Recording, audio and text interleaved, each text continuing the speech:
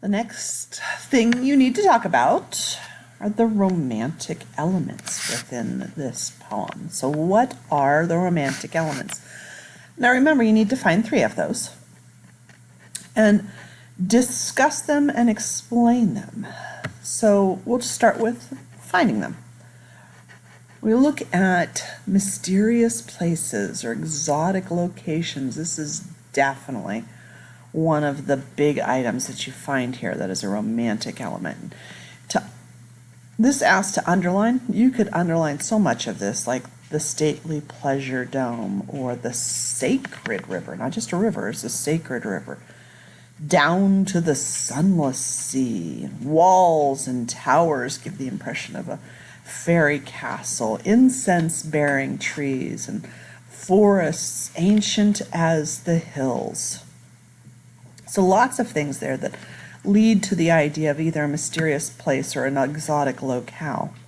Then we also have nature as an inspiration. There's lots of nature in this first stanza, with the river, the caverns, the sea, the fertile ground, the gardens, the incense-bearing trees, the ancient forest, and the sunny spots of greenery. So all of those things show us that nature is this beautiful organic thing that inspires us. And within this, we see this dream within a dream. So we definitely have the dream-like quality as well. And here is a dream within a dream. And we talk about the damsel with the dulcimer and a vision that he saw. And the speaker wants to build her a pleasure dome because of her music. Because she says she was playing on her dulcimer and she was singing of Mount Abora, and her symphony and her song was such a delight that with music loud and long I would build that dome in air. That sunny dome. Right there, okay, right there in the text it says that. So we definitely, as romantic qualities, have the nature as inspiration. We have exotic locale. We have a dreamlike quality. This whole thing is based on a dream. So when you look at this image, we know that we had the pleasure dome, we had the sacred river, the mysterious forests. It was a savage and enchanted place with many dangers. And the speaker tells us that he wanted to create his own pleasure dome made from music. And at the end, he's telling us that that when the people saw the dome that he had built, they were afraid. Curious. So what romantic quality do you think the pleasure dome represents? When we think of all of those different things, remember we talked about the fact that it's not pleasure per se. There's lots of different forms of pleasure. All of this stuff came from where?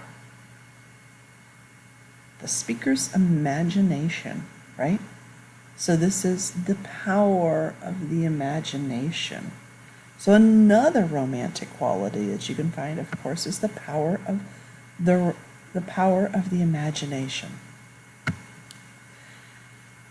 When we think of the quality of the imagination, there's a little twist on it that he throws in. He says that people should separate themselves from him. And he says they should weave a circle round him thrice to keep him out. This tells us that there's a danger in creativity. It's isolating. It's also isolating.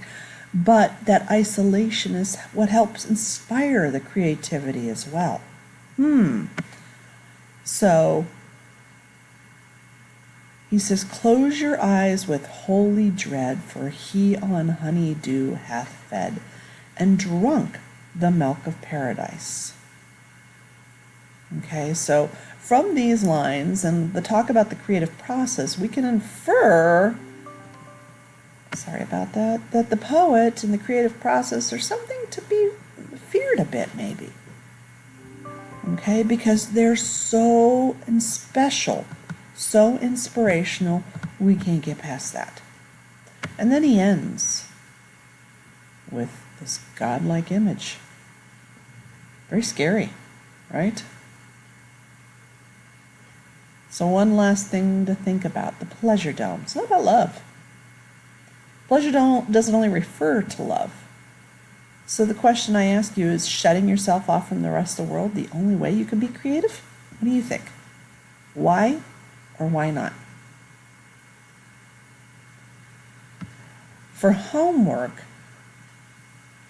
check to make sure you have all of your notes, and then go take the Romantic Quiz 1. Romantic Quiz 1.